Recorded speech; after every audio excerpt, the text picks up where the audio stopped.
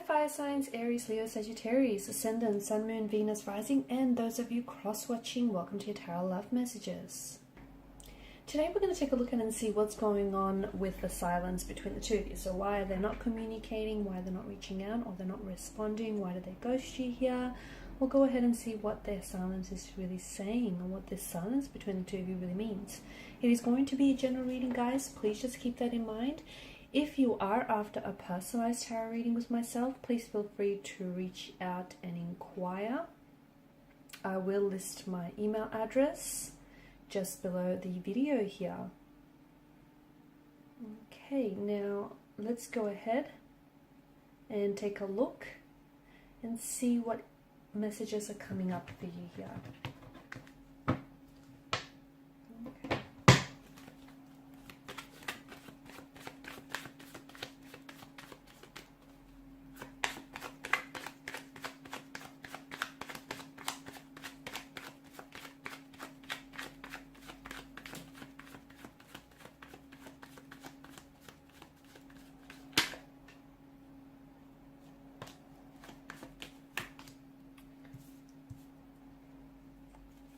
Okay, interesting.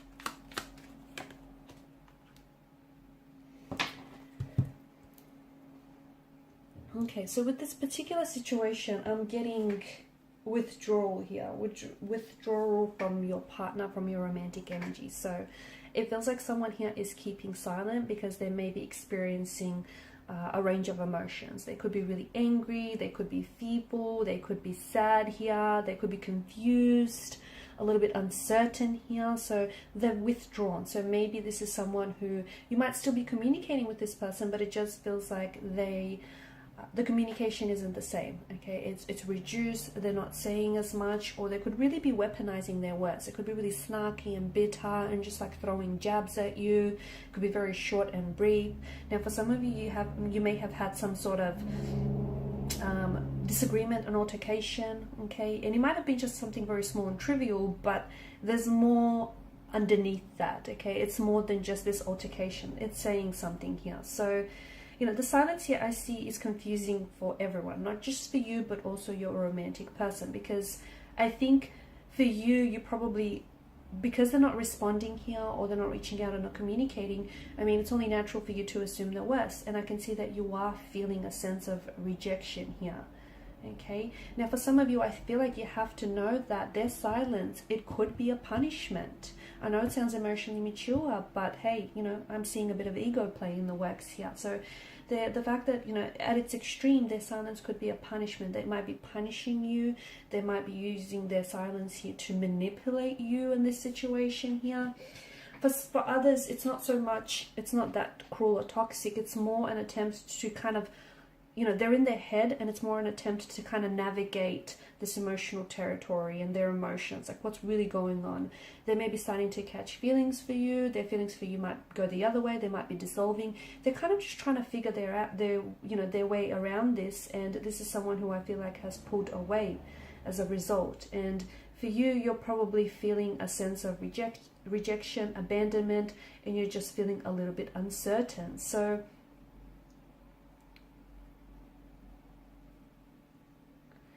okay, also if you're a female watching this, and if you're dealing with a male, you know, when a man is feeling really loved and he's getting the attention that he wants in a relationship, you know, if he initiates physical affection, and, you know, if you reciprocate here and it's all good, a woman in return will openly express her love for him, and, you know, the two of you are glowing in the intimacy. A man will not say anything about this because he will assume you know how you feel through his physical actions and his affection and intimacy. Whereas women, they need to have that verbal reassurance here. So with the man, it's a little bit different here.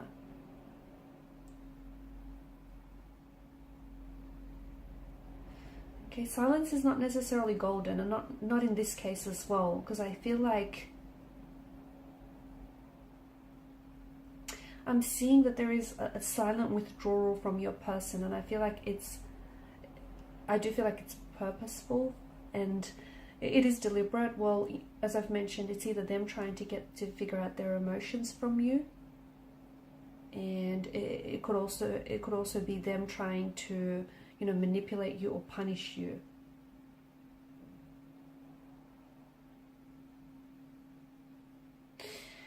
I'm also seeing some of their behavior here. So someone here is pursuing an energy. Okay, so I'm not sure if you're the pursuer. So I'm getting two different types of energy: pursuers and withdrawers. The person that is pursuing here tends to cling. So if they pull themselves back, it's probably not a good idea for you to pursue, because then you can come across as a little bit demanding, a little bit pushy, and that's going to have your person withdraw more and more away. Okay, they're going to pull further and further away. Also, pursuers can come across as a little bit attacky. Okay, you might not mean to come across that way, but you come across a little bit attacky. Or that if they're the ones that are pursuing, then that's how they're coming across. So take it as it resonates. Withdrawers then retreat, they pull back. And it's like this song and dance that you do. You know, pursuers then can come across as very intrusive. Withdrawers will then respond to that by putting up barriers. Pursuers can be very controlling. Withdrawers will be like surrender here. Pursuers think they're right. Withdrawers think they're wrong. Pursuers lead. Withdrawers will follow. You know, pursuers, the pursuer here will feel very helpful, whereas the withdrawer will feel very helpless. So it's like this song and dance that you're doing. And it just feels like this is what's keeping the interaction between the two of you stuck. Okay, this dynamic. So you have to find a way to break this dynamic if you really fall into this pattern here. I'm also seeing that, like, what's going on with your person's brain right now. So they're just trying to protect themselves. They're just trying to process their emotions. And what's going on with their brain right now is, I feel like it's a protective, them shutting down, them withdrawing, and them not communicating with you. It's a protective mechanism. They could be trying to protect their ego here. Maybe they feel really hurt by something that you said, maybe by the tone in which you said it. You know, I'm seeing some sort of altercation. Maybe they're just feeling really hurt and it has nothing to do with you, and you know, they're kind of lashing out at you. They're projecting their hurt onto you. But I think the origins of what's happening here, it really lies in their emotional being and their emotional environment. So there could be certain things, you might have pushed their emotional buttons, or there could be certain emotional triggers here that I think have developed in either the early days, like in family, schools, or in their just like in their adulthood, young adulthood, and their upbringing here. And it feels like this person is really struggling to find an emotional language. So if they are hurt by something that you've said, it might bring up memories of, you know, their abusive parents or their abusive upbringing here. And instead of communicating with you, this person is then, you know, they withdraw here. Okay, they withdraw because their brain, it just feels like their mind here has little need or capacity to talk about these emotions, because it's not how they were brought up here. And it's just that they quite literally are struggling to find this emotional language, okay, to which they want to communicate here. I'm also seeing that your person is someone who is a little bit pride. They're coming across as very proud. There's a lot of pride here, ego involved, and they don't want to talk about their emotions because they don't want to be exposed. Okay, they want to remain that, you know, really manly or very alpha here. And maybe, you know, it's sort of like an old chestnut that emotions are not manly, and, you know, heaven forbid a man discusses them. So he or even she, because they're an alpha energy here, they might just be being exposed here. I'm also seeing that this person is getting angry with their feelings. They're very irritable. They feel frustrated at just having these feelings, whatever these feelings are in the first place. Because you remember, this is an energy that doesn't do feelings very well. And I think silence is an attempt for them to protect themselves, possibly also protect you from causing more damage to this relationship connection here. Because I'm seeing that there's already some sort of conflict or existing tension. They don't want to communicate because they don't want to add to it. So maybe it's a good idea to give this person space, some time to work things through. Is it a winnable competition? I don't know. I feel like some people... you know, some people hate feeling inadequate. so much so that they might process their feelings slower. And they do that in a way to avoid the feelings of defeat. So not that this is a game, but they're coming across as, it's coming across as something like that. So they don't want to compete with you, or they do want to compete with you in this conflict or in this silent treatment. And this is why they're responding a lot slower, because they want to win. Okay, not that it's a game, but that's kind of how they view it. Okay, if you break the silence first, and if you communicate first, or if you apologize first, ultimately they see it as defeat, victory, them defeating you. It's just, there's some sort of conflict, there's some sort of tension here, and truth be told, it feels like this person is unhappy because it's affecting their mood. So whether it's an altercation that you have, it just feels like they're not necessarily happy here. I can see that you're experiencing huge concern, anxiety, also confusion about your person's silence and their withdrawal. And you're probably guessing what they're thinking or feeling. Don't assume the worst here. I just think it's a good idea to give this person a little bit of space, and to give yourselves a little bit of space, a little bit of time here.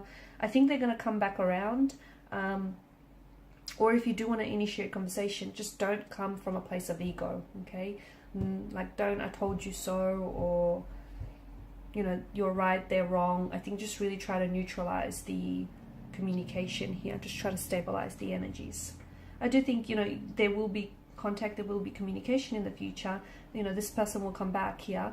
But be careful, because the Fool is an energy of someone waltzing back into your life and not taking personal responsibility for what's happened. So they sort of will start communicating, but ignoring the fact that the two of you just went through this huge gap of no contact, no communication, or they may have even ghosted you. So they're just sort of waltzing back into your life, almost as if nothing happened. Pull them up about it, because they did it once. Guarantee you they'll do it again.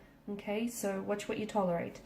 Okay, guys, and these are your messages. Thanks so much for watching, listening. Please show your support by liking, sharing, subscribing to the channel. For those of you interested in a personal reading, feel free to inquire. Bye for now.